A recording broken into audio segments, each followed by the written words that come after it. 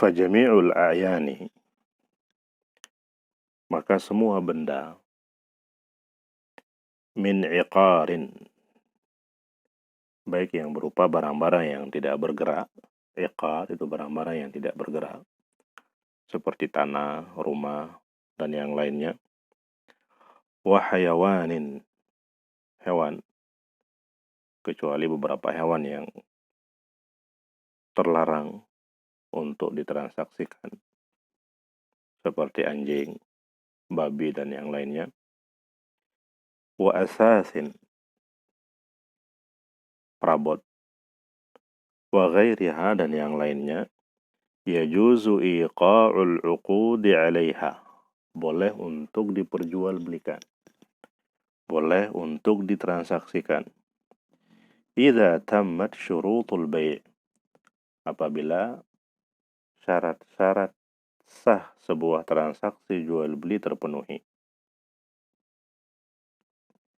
Apa saja syarat-syarat sah sebuah transaksi? Dijelaskan oleh Syekh di poin berikutnya, di poin 313. Beliau mengatakan, famin a'zamis syuruti, maka di antara syarat-syarat sah yang paling penting dalam sebuah transaksi adalah asyaratul awal, syarat yang pertama, ar-ridha. Ridha. Transaksi dilakukan atas dasar suka sama suka, atau tidak ada unsur paksaan di dalamnya. Sehingga apabila transaksinya dilakukan dengan cara atau dalam kondisi terpaksa, entah itu si penjual yang dipaksa untuk menjual apa yang dia miliki, ataukah si pembeli yang dipaksa untuk membeli barang yang sebenarnya tidak dia inginkan, maka transaksinya tidak sah. Jadi syarat yang pertama, agar transaksi jual beli sah, harus dilakukan atas dasar suka sama suka. Hal ini berdasarkan firman Allah Subhanahu wa taala dalam surah An-Nisa yang berbunyi, illa an takuna tijaratan an taradhim minkum. Di awal ayat Allah Subhanahu wa taala berfirman, ya ayyuhalladzina amanu la ta'kulu amwalakum bainakum bil batil. Wahai orang-orang yang beriman, jangan kalian memakan harta sebagian, la ta'kulu amwalakum bainakum, harta di antara kalian dengan cara yang batil. Illa an takuna tijaratan an taradhim minkum, kecuali melalui proses transaksi jual beli yang dilakukan atas dasar suka sama suka. Ini syarat yang pertama. Adapun syarat yang kedua, asy-syartu tsani, kata beliau di poin 314, wa alla yakuna fiha ghararun wa jahalatun. Syarat yang kedua, wa alla yakuna fiha ghararun wa jahalah. Tidak boleh ada unsur ketidakjelasan dalam transaksi tersebut. Tidak boleh ada unsur ketidakjelasan dalam transaksi tersebut. Baik barang ataupun harga, itu harus jelas. Apa yang hendak dia jual, itu wujudnya, bentuknya, minimal sifatnya, itu harus jelas. Begitu pula dengan harga yang ditawarkan, itu juga harus jelas.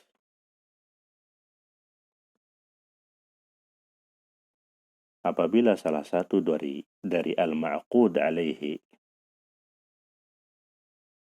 yang ditransaksikan, baik itu saman, harga, atau muthman, barang,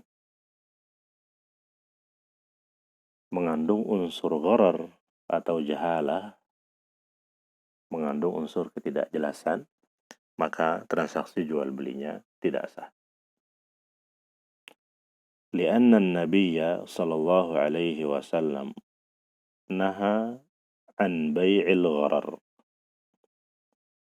Karena Nabi kita sallallahu alaihi wasallam melarang transaksi yang di dalamnya ada unsur gharar, unsur ketidakjelasan. Kemudian di poin berikutnya dibawakan beberapa contoh yang termasuk dalam kategori bai'ul gharar di poin 315. Kata beliau rahimahullah, fayadkhulu fihi, maka masuk dalam transaksi gharar, termasuk transaksi gharar yang pertama bai'ul abiqi wasyaridi, menjual al-abiq, yaitu hamba yang kabur dari tuannya, wasyarid, dan menjual binatang peliharaan yang kabur dari tuannya.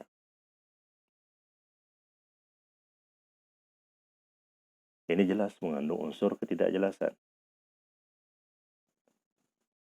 Karena barang yang hendak dijual itu tidak ada.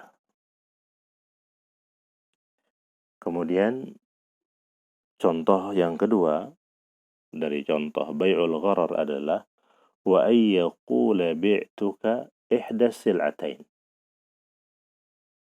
Wa ay yaqula bi'tuka ihda sil'atain. Atau seseorang mengatakan saya menjual kepadamu salah satu dari dua barang yang saya miliki. Saya menjual kepadamu salah satu dari dua barang yang saya miliki.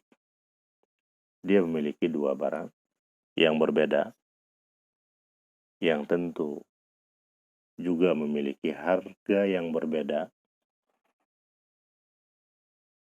Namun, dia tidak menjelaskan kepada pembeli bahwa barang A harganya sekian dan barang B harganya sekian. Dia hanya mengatakan, saya ingin menjual salah satu dari barang yang saya miliki. Sehingga tidak jelas yang mana yang hendak dia jual. Kemudian, yang ketiga, di antara contoh transaksi gharar adalah au bimiqdari ma tablughul hasatu minal ardi wa nahwihi. Au bimiqdari ma tablughul hasatu minal ardi wa nahwihi.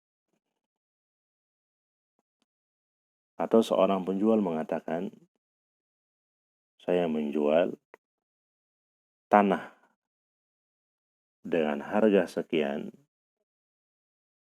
namun ukurannya atau luasnya ditentukan oleh lemparan batu yang dia lakukan. Jadi, luas tanahnya itu tidak diukur dengan meter, tapi alat ukurnya adalah lemparan batu. Sejauh mana dia melempar batu, maka sampai disitulah batas tanah yang hendak dia jual dengan harga yang sudah ditentukan. Dan ini jelas terdapat gharar pada muthman, barang yang hendak dia jual. Kemudian yang keempat, au ma tahmilu amatahu au syajaratahu. Di antara bentuk transaksi gharar adalah au ma tahmilu amatahu au syajaratahu.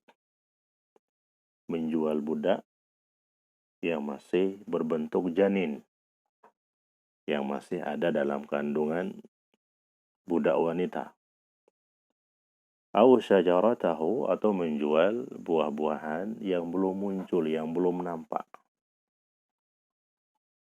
Ini juga jelas termasuk transaksi gharar. Kemudian yang kelima, au ma fi batnil hamil, atau dia menjual binatang yang masih dalam bentuk janin yang ada dalam perut induknya. Ini semuanya termasuk dalam kategori transaksi gharar. Kemudian beliau mengatakan wasawa'un kana al-ghararu fi tsamani awil muthman. Gharar itu tidak diperbolehkan, baik ghararnya atau transaksi gharar itu tidak diperbolehkan, baik ghararnya, ketidakjelasannya itu ada pada harga ataupun ketidakjelasannya ada pada barang sebagaimana yang telah kita jelaskan di awal.